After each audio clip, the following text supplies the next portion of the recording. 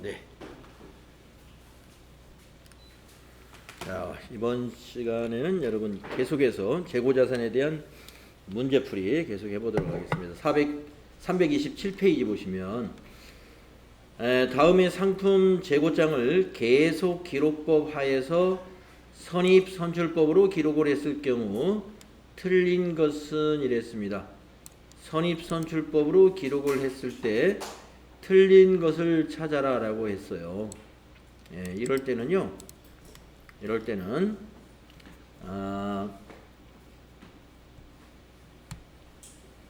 여기 보기를 먼저 읽는 거 낫죠. 이걸 다 뭐 파악할 필요 없어요. 보기를 읽어서 하나하나 검증을 하면 되겠습니다. 자, 1번 9월의 상품 매출 원가는 이만큼이다. 그럼 매출 원가를 한번 따져보려면 자, 선입선출법이고 매출이 언제 일어났었냐면 9월 10일 날 딱 한 번 180개가 일어났습니다. 그러면 이거의 원가를 어떻게 보느냐? 이거 100개가 원가고 여기서 80개가 원가가 되는 거죠. 180개니까. 그러면 이걸 곱하기 해보는 거예요. 이건 2,000원이고 여기는 80개 곱하기 22원을 한번 해보세요. 8, 26, 8, 26 17,000 아니 1700 1760원이 되겠죠. 이 1760원하고 위에 있는 100개 2,000원하고 더하면 3,760원 딱 맞았네요. 1번은 맞았습니다. 다음 2번을 보겠습니다. 10월 1일 상품 재고액은 2,840원이다. 자, 10월 1일 재고 120개네요. 네. 9월 30일에 9월 30일 재고하고 같겠죠. 여기 차월 2월이니까. 네, 그러니까 아까 여기 180개 팔았잖아요. 그럼 나머지가 재고라는 거예요. 그러면 재고를 한번 계산해 보겠습니다. 자, 이거는 다른 방법으로 한번 해볼까요? 아까 원가가 3,760원이라고 그랬어요. 그럼 우리 T계정을 이렇게 그렸을 때 원가가 매출 원가가 여기란 말이에요. 3,760원. 그러면 여기 기초하고 매입을 다 더한 거 이게 여기 있네. 여기 2,000원, 2,200원, 2,400원 다 더한 거 이게 6,600원이란 얘기예요. 이 방법으로도 할 수 있죠. 자, 6,600원에서 원가 여기 지금 상품 매출 원가 요거 3,670원을 빼면 여기에 들어가는 재고 금액이 되는 거죠. 계산기를 가지고 6,600원 마이너스 3,670원 해봤더니 2,930원 나오네요. 2,930원. 어?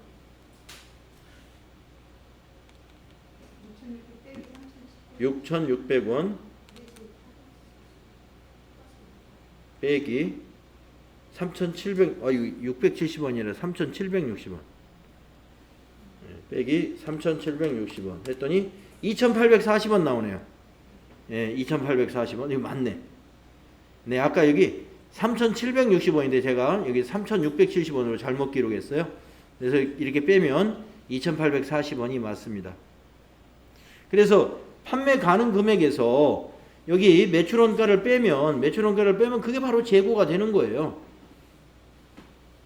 그런 방법으로도 할 수 있고요. 아니면 아까 처음에 했던 방법으로도 할 수 있습니다. 그래서 이것도 맞았습니다. 그러면 이제 9번을 보겠습니다. 월말 상품 재고액은 이게 무조건 틀렸네. 왜냐?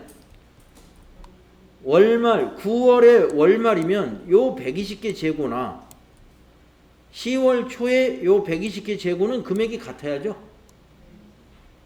그렇기 때문에 아까 10번에서 10월 1일 상품 재고가 2,840원이었기 때문에 9월 월말 상품 재고액도 이것과 똑같아야 돼요. 그래서 2,440원이라고 했기 때문에 답은 3번이 틀렸다. 틀린 것은 3번이죠.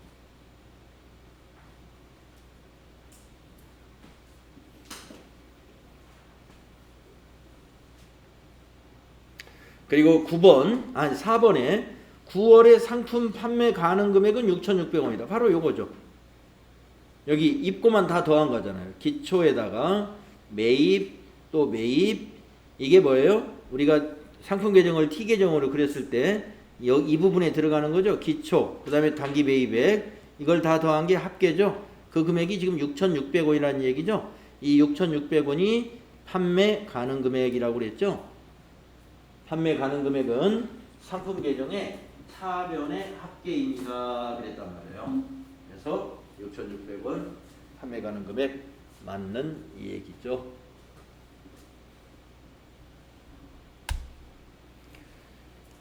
자, 다음은 10번 문제 보겠습니다. 다음의 상품 재고장을 선입선출법으로 기록했을 경우 옳지 않은 것은, 자, 이것도 옳지 않은 거니까 밑에 보기를 보고 하나씩 검증해 보면 돼요.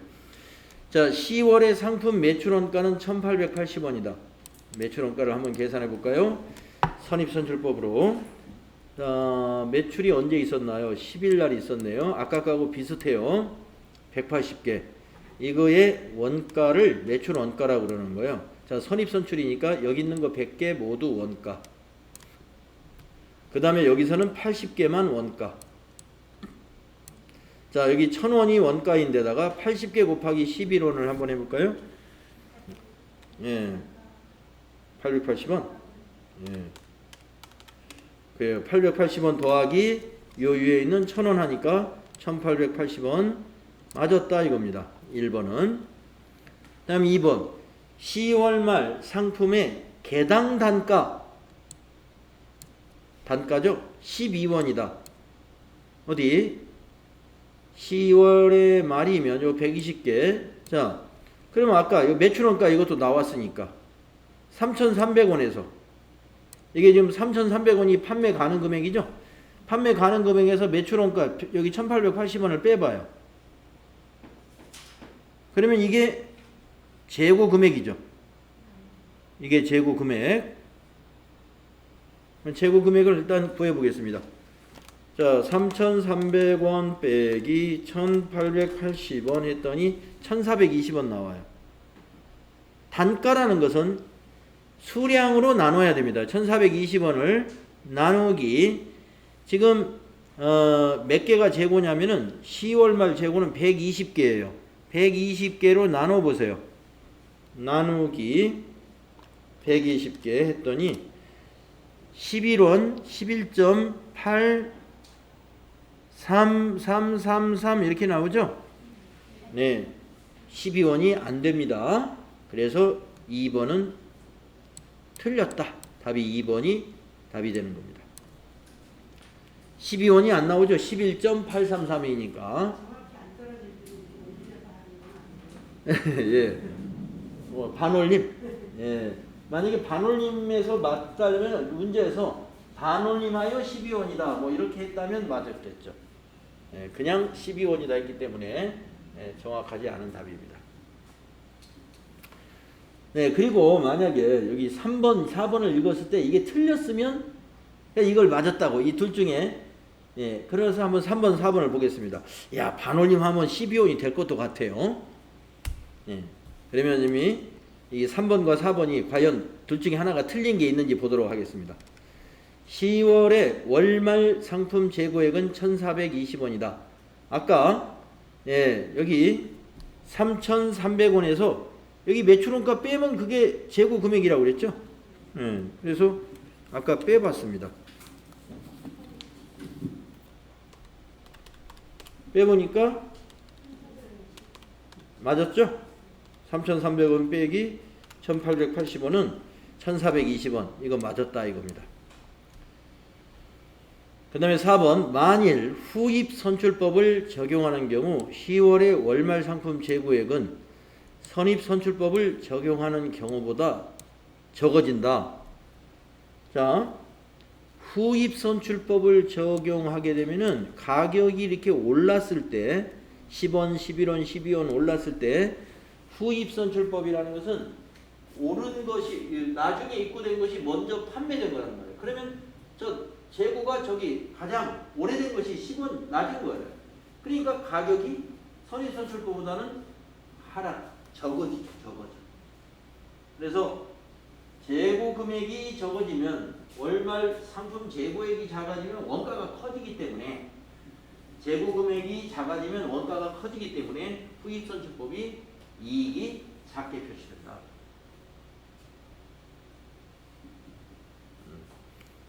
4번도 맞은 거예요. 다 맞았어요. 이것만 틀렸습니다. 자, 이제 이동평균법 문제가 나왔고요. 총평균법 문제도 나왔네요. 자, 다음에 메인 매출 자료에서 이동평균법과 총평균법에 의한 4월 말 재고자산의 금액은 얼마냐. 자, 먼저 이동평균법을 먼저 해보겠습니다. 자, 이동평균법이라는 것은 뭐냐. 매입이 있을 때마다 평균을 구해서 매출 단가를 결정하는 방법이에요. 자, 그러니까 이동평균법은 매입이 있으면 평균을 냅니다. 어떻게 평균을 내냐? 수량을 2개 더하면 200개. 금액을 더해요. 그러면 금액을 산출해야 되겠네요. 자, 100개가 400원이다. 그러면 4만원. 그 다음에 100개가 440원이다. 그러면 44,000원. 이게 금액이죠. 이 2개 금액을 더하면 84,000원. 예, 그래서 평균 단가를 구하면 84,000원, 사자가 좀 아주 84,000원. 84,000원 나누기 200개 해볼까요? 그럼 평균 단가가 얼마 나올까요? 420원. 자, 이 420원으로 보는 거예요. 200개를 모두. 200개를 이거 400원, 이거 440원 이렇게 따로 안 보고 매입이 있을 때 우리 200개는 모두 단가가 420원이다. 이렇게 판단해버리는 겁니다. 그게 이동평균이에요. 자, 그러면 매출이 4월 10일 날 180개가 일어납니다. 그러면 200개 중에서 재고가 몇 개 남았어요? 20개 남았죠? 지금 우리는 재고 자산을 구할 거예요. 그러면 재고 20개, 여기 남은 재고 20개, 200개가 200개는 이제 없어지고 20개만 남았습니다. 이 20개 재고를 420원짜리 재고로 보는 거예요. 요 2개 평균 아까 구해놓은 거. 요거 100개짜리 그대로 재고 남은 거고. 예. 그래서 재고 자산은 여기 100개 480원은 그대로 남았으니까 이거 타고 요 20개 420원짜리 이렇게 계산하는 거예요.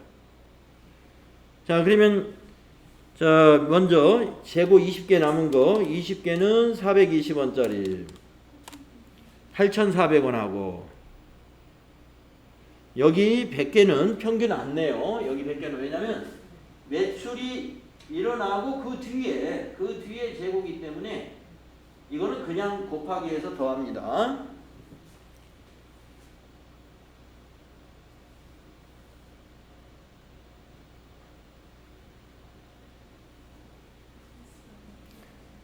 그러면 이게 얼마인가요?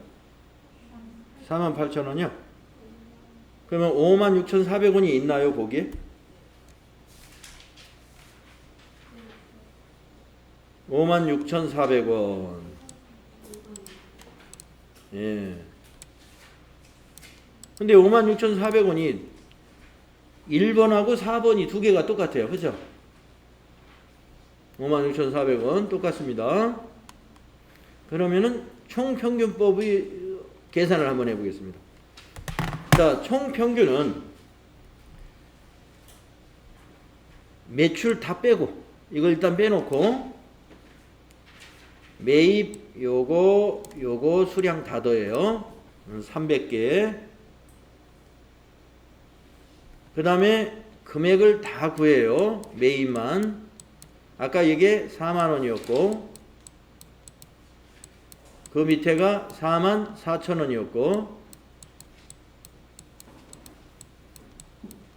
자, 마지막 거 요거 48,000원입니다. 이 매입 건수 3건의 합계를 구합니다. 13만 2천원이 나오겠네요. 이 13만 2천원을 요 300개 총 수량, 매입 수량으로 나누면 평균 단가가 나옵니다. 자, 13만 2천원 나누기 300개 했더니 440원 나오네요. 평균 단가 440원에다가 재고 금액이니까, 재고 자산이니까 재고 수량을 곱하면 돼요. 재고 수량.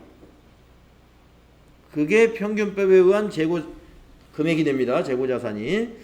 자, 300개 중에서 180개 팔았죠? 그러니까 120개 재고가 남은 거예요. 120개. 이걸 총평균법이라고 합니다. 440원 곱하기 120개. 52,800원 나오네요.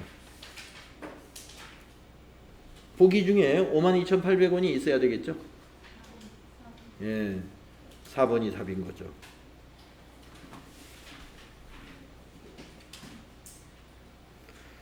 자, 총평균법은 중간에 매출이 있든 뭐가 있든 전부 기초하고 매입을 전부 더해요. 수량끼리 다 더하고 금액을 해가지고 금액을 다 더합니다. 그래서 금액 나누기 수량을 하면은 평균 단가가 나옵니다. 요 평균 단가. 이 평균 단가에다가 재고 수량을 곱하면 재고 금액, 매출 수량을 곱하면 매출 원가. 그래서 총평균법이 제일 간편하다. 그런 설명이 있었죠. 네, 그래서 4번이 답이 되겠네요. 자, 다음은 또 12번 문제는 어떤 문제인가요? 다음은 실지재고조사법에 의해 기록된 주식회사 한공의 9월 매입과 매출 자료이다.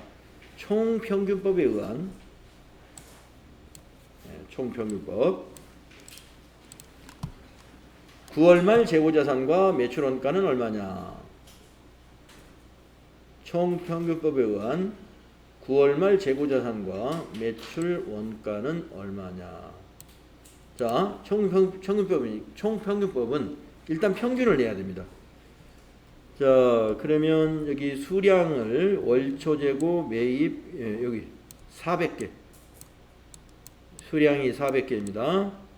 그 다음에 금액의 합계를 구해야 돼요. 여기가 2만원. 여기는 3만원. 여기는 7만원. 계산기로 계산하시면 구할 수 있죠. 암산이 되면 암산으로 해서. 자, 이거의 합계를 모두 내면 12만원. 금액의 합계는 12만원이고요. 수량이 400개입니다. 그러면 평균 단가가 얼마 나오죠? 300원 나오죠? 평균 단가 300원. 그렇죠? 예. 평균 단가가 300원이 나옵니다. 자, 요 300원에다가 재고 수량을 곱하면 재고 자산이에요. 자, 400개 중에서 보니까 200개 팔았네요. 200개. 여기 출고 200개. 9월 15일 날. 그러면 재고도 200개죠.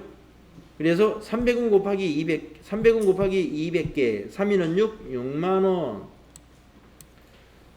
출고. 예. 매출 원가도, 매출도 200개. 같은 수량이니까. 단가, 같은 단가 적용하니까 매출 원가도 6만원. 예. 요 200개를 곱하는 거예요. 300원에다가. 뭐 6만원이 된다, 이거. 재고도 200개고, 매출도 200개 했기 때문에 재고자산 6만원, 매출 원가도 6만원. 네, 총평균법이 뭔지 아시겠죠? 네, 이렇게 계산하실 수 있습니다. 자, 다음은 13번. 실지 재고조사 중에 정상적인 재고자산 감모손실이 발생한 경우 이를 손익계산서 어디로 분류해야 하는가요? 아까 정상적 감모. 그렇습니다. 매출 원가로 본다 그랬습니다. 매출 원가로. 정상적인 재고자산 감모손실은 매출 원가이고, 비정상적이라면 영업의 비용인 재고자산 감모손실에 대한 개념감으로 처리한다. 그랬죠? 다음에 14번 볼까요? 재고실사 결과 비정상적인 재고자산 감모손실이 발생했을 경우 이를 손익계산상 어디로 분류하느냐? 영업의 비용. 재고자산 감모손실은 영업의 비정상적인 것은 영업의 비용으로 분류한다. 다음에 15번 주식회사 공인의 기말상품 재고자산이 다음과 같을 때 저가법을 적용한 재고자산 평가 손실이 얼마요? 네, 우선 평가를 해야 되는지 안 해야 되는지를 판단을 해야 됩니다. 자, 이 재고 상품이 100개가 있는데 취득원가가 100원이래요. 이것하고 순실현 가치를 비교해야 돼요. 순실현 가치는 시가가 지금 120원인데 추정 판매 비용이 한 개당 30원이라는 얘기예요. 그러면 120원에서 30원을 빼면 순실현 가치는 90원입니다 라는 결론이 나오죠. 요게 순실현 가치입니다. 이 90원이 뺀 거예요. 여기 판매 가격에서 판매 비용을 뺍니다. 그러면 90원이에요. 자, 평가해야 되나요? 하지 말아야 되나요? 해야 합니다. 예, 가격이 떨어졌어요. 지금 취득원가가 100원인데 90원이니까 10원씩 떨어졌습니다. 10원씩 수량을 곱하면 되겠죠? 100개. 그러면 1000원이 되겠네요. 답은 1번인 거죠. 예, 원리만 알면 이 계산이 다 쉽게 됩니다. 다음 16번. 다음 자료에 의하여 손익계산서에 보고해야 할 재고자산 감모손실은 얼마냐. 자, 감모손실이라는 건 수량이 감소한 것만을 계산하는 겁니다. 자, 장부상 재고자산이 장부에 이렇게 돼 있대요. 10개 단가 6,000원. 장부에. 근데 실제 재고조사를 했더니 9개래요. 9개. 한 개가 감모손실이에요. 한 개. 10개하고 9개 차이. 예. 밑에는 뭔가요? 재고자산 순실현 가치는 감모손실이 아니라 순실현 가치를 확인하는 것은 평가를 하려고 필요한 거죠. 감모손실하고 상관없어요. 다음 네 번째 줄. 재고자산 감모손실은 원가성이 있다. 네, 원가성이 있으면 매출원가로 가산을 하면 돼요. 원가성이 없으면 영업의 비용으로 보면 되죠. 아무튼 여기서는 원가성이 있는 것만 물어본 게 아니라 전체적으로 재고자산 감모손실을 물었기 때문에 이 한 개에 대해서 손실로 계산만 하면 됩니다. 네. 그러니까 원가성이 있으니까 매출원가라고 봐야 되겠죠. 자, 한 개는 단가가 6,000원이잖아요. 아니, 할수 봐. 6,000원으로 봐야 될까?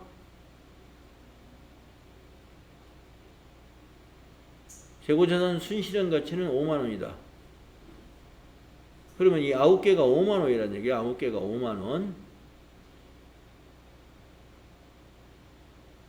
5만원으로 만약에 평가를 하면 순실현 가치가, 그러면 이걸 5만원으로 한번 고쳐볼까요? 5만원으로 고치면 재고가 9개가 5만원이면 단가가 어떻게 되나? 5만원 나누기 9. 에이, 5,550. 자, 이거 그냥 우리 혼동되게끔 넣는 거예요. 이거는 이 평가 손실을 구할 때, 재고자산 평가할 때 쓰는 거니까 아까 말한 대로 한 개 6,000원. 이걸로 계산하면 돼요. 6,000원. 답은 1번이에요. 6,000원이다.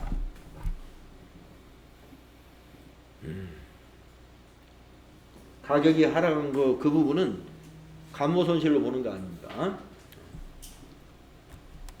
자, 우리가 여기까지 해서요, 재고자산을 다 마무리하는 걸로 하겠습니다. 다시 우리 교재 앞으로 갈까요? 네. 자, 이제 우리가 드디어 자산 중에서 유형 자산의 공부가 끝났습니다. 그러면 이제 비유동 자산을 공부하는데요. 비유동 자산에서는 이 유형 자산만 좀 공부할 내용이 많아요. 유형 자산에서는 좀 공부할 내용이 많이 있습니다. 나머지는 간단합니다. 나머지는. 자, 그래서 이제 여러분 자산의 공부도 지금 한 70%가 됐다 보면 이 유동 자산이 자산 공부의 한 7할 정도가 돼요. 나머지 이 비유동 자산은 공부할 양이 한 3할밖에 안 됩니다. 자산이 이제 오늘 다 끝나겠네요. 자, 투자 자산을 먼저 보겠습니다. 유동 자산을 네 가지로 분류합니다. 투자 자산, 유형 자산, 무형 자산, 기타 비유동 자산. 이게 네 개로 분류를 하거든요. 먼저 투자 자산이란 무엇이냐? 투자 자산이란 비유동 자산 중에서 기업의 판매 활동 이외의 장기간에 걸쳐 투자 이익을 얻을 목적으로 보유하고 있는 자산이다. 네.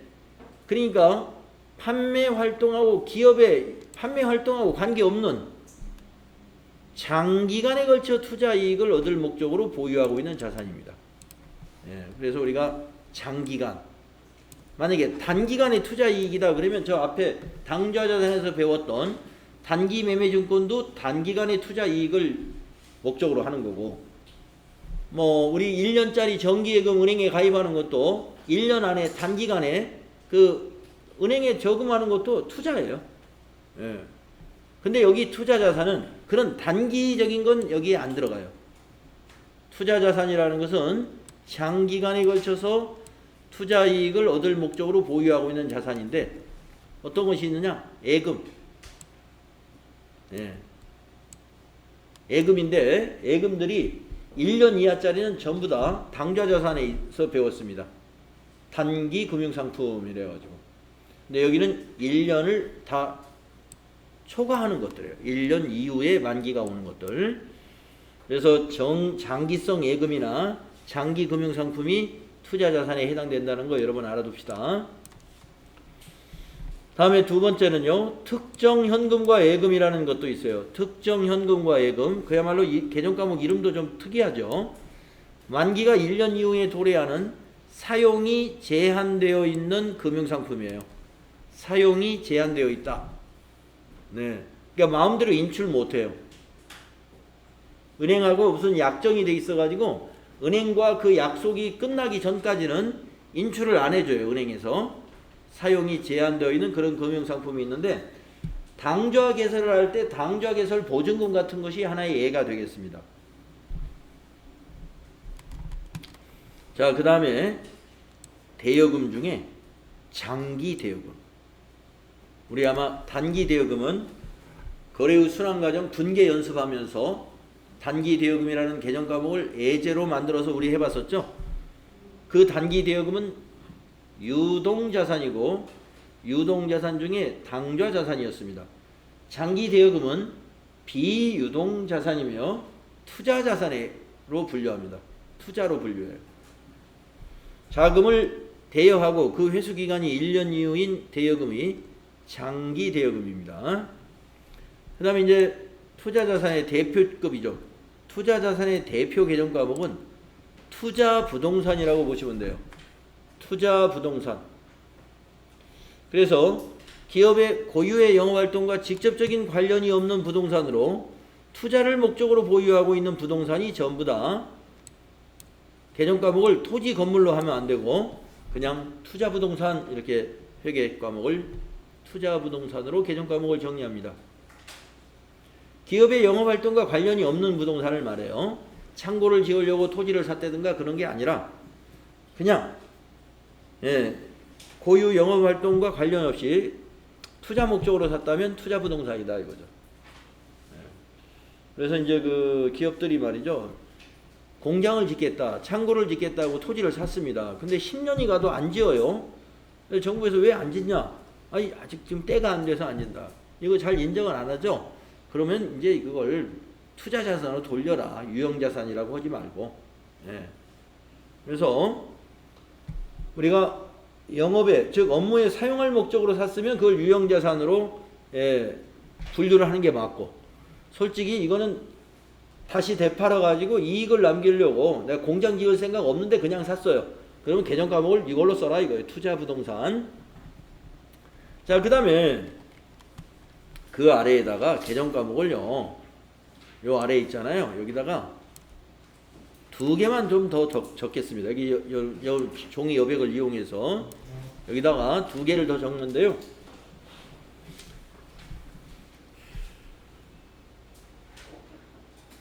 매도 가능 증권.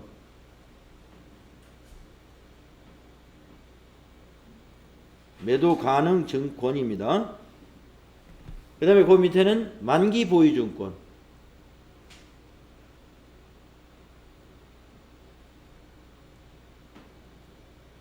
자, 유가증권인데요. 유가증권 중에서 매도 가능 증권과 만기 보유 증권은 투자자산으로 분류되는 경우가 있습니다. 투자자산으로 분류되는 계정 과목 중에 하나예요. 이것도. 자, 그러면 설명을 여기다 좀 쓰겠는데 여기다 손으로 쓰기 나쁘니까 제가 메모장에다가 매도 가능 증권에 대한 간단한 설명을 한번 적어 보겠습니다.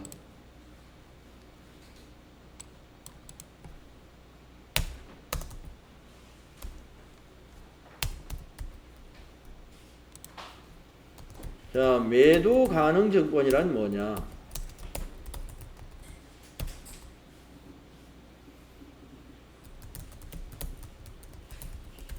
장기간에 걸쳐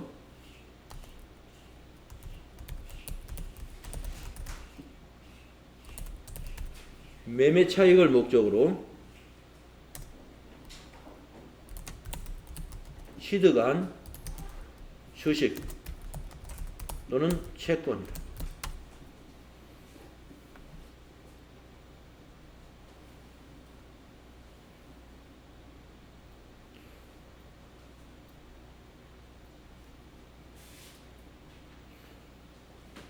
네, 이게 매도 가능 증권이에요.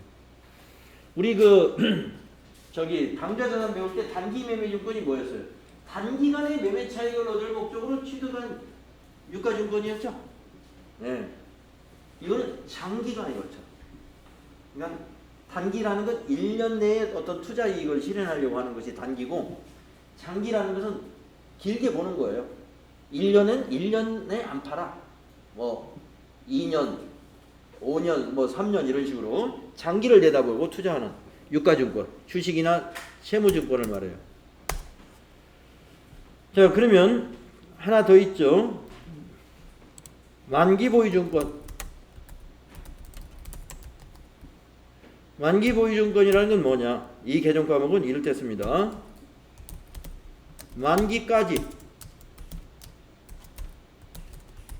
보유할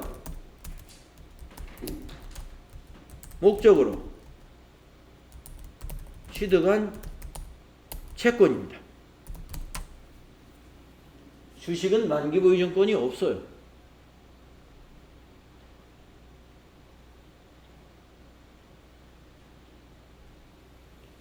자, 그런데 선생님 만기까지 보유할 목적인데 만약에 만기가 굉장히 짧은 건 어떻게 되죠? 만기가 샀는데 만기가 2달밖에 안 남았어. 그런 것은 뭐예요? 현금성 자산, 유동자산으로 그건 별도로 분리가 되니까 여기서 우리가 앞에서 배웠던 유동자산은 제외되는 거예요.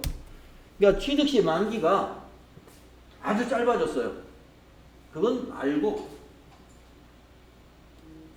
만기가 1년 이상 남은 것들이죠. 예. 만기가 1년 이내이면은 단기 매매 증권이 될 수도 있어요. 이거는 왜냐면 만기가 1년 이내인 채권을 샀다 이거예요.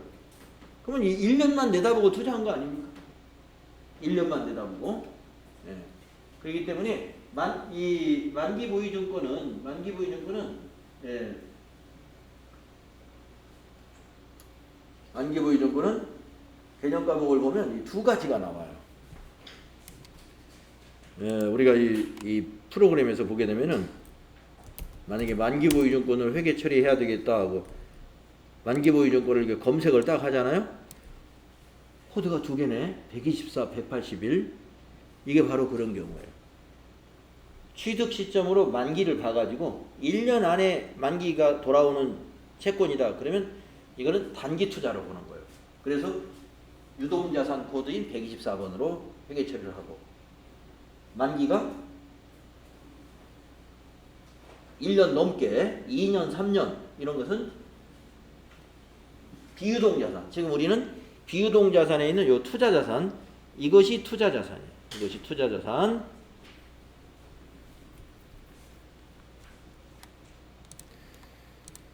자, 그래서 여러분이 이제 우리가 여기 지금 유가증권에 대한 그 투자자산 개정 과목을 여기서 좀 두 개가 포함이 해당이 되기 때문에 여기다 추가를 좀 해놓고, 뭐 분계 처리나 이런 것은 특히 여기 만기보유증권 같은 경우는요, 우리가 그 어디에서 민감하게 좀 많이 작용을 하냐면, 만기보유증권에 대한 취득이나 처분은 단기 매매증권하고 똑같은 개념으로 처리가 돼요. 그런데 평가, 이 만기 매매증권의 평가는, 평가 손익은 단기의 손익이 아니라, 이 만기 보유증권의 평가 손익은 뭘로 평가하냐면은 자본으로 평가해요. 자본으로 분류해요. 기타 포괄 손익 누계.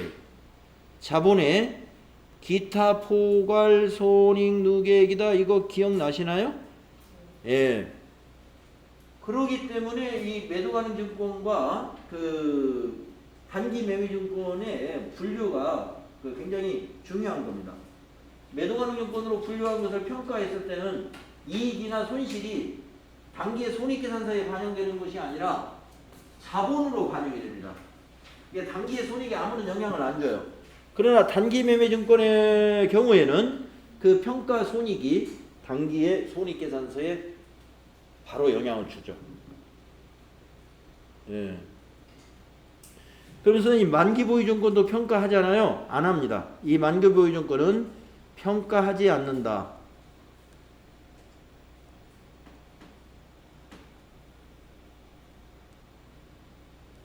왜 만기보유증권은 평가를 하지 않느냐? 이거는 되팔려고 산 게 아니에요. 끝까지, 만기까지 가지고 있으면요, 이 채권이라는 것은 그 액면가가 있는데 그 액면가 그대로 돌려받는 거예요. 시장에서 가격이 오르고 내리고 그게 아니라 만기까지 가지고 있으면 채권을 발행한 기관이, 회사가 그 액면에 표시된 금액을 그대로 주는 거예요. 원금을. 그렇기 때문에 굳이 평가할 필요가 없습니다. 그러나 매도가능증권과 우리가 유동자산에서 배웠던 단기 매매증권은 매매 차익을 목적으로 이걸 취득한 거예요. 그러니까 시세에 맞추어서 장부 금액을 평가를 해줘요. 결산 때만. 만기 보유증권은 평가하지 않습니다. 이것도 좀 기억을 해주세요.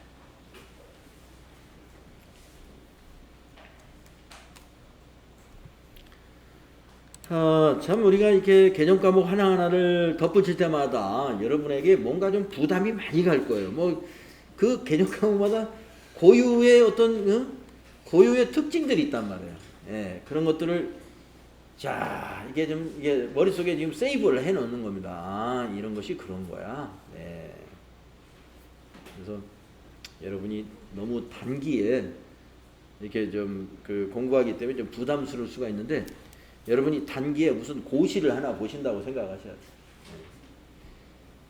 AT 고시 시험을 대비하기 위해서 단기에 집중적으로 우리가 공부하고 있다. 자, 투자자산 여기까지 끝.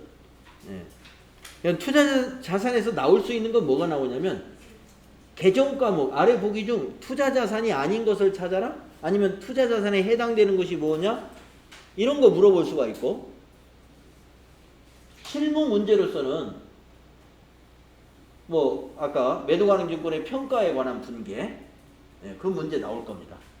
평가에 관한 분계. 그래서 그 매도가능증권 평가 이익이나 손실이 어디로 가느냐, 그걸 물어볼 수 있어요. 단기 손익에 영향을 미친다 그렇게 했으면 X. 매도가능증권의 평가 손익은 단기의 손익에는 영향이 없어요. 자본에 넣어놓기 때문에. 나중에 처분할 때 매도가능증권을 처분할 때는 그 단기 자본에 유보해 놓은 것까지 한꺼번에 손실이나 이익이 한꺼번에 나요. 처분할 때 결정되는 거예요. 그런데 단기 매매증권은 평가할 때 이미 계산돼 버려요. 그 해. 처분할 때는 전기에 평가했던 잔고 금액하고 이렇게 비교하는 거예요. 직접. 예.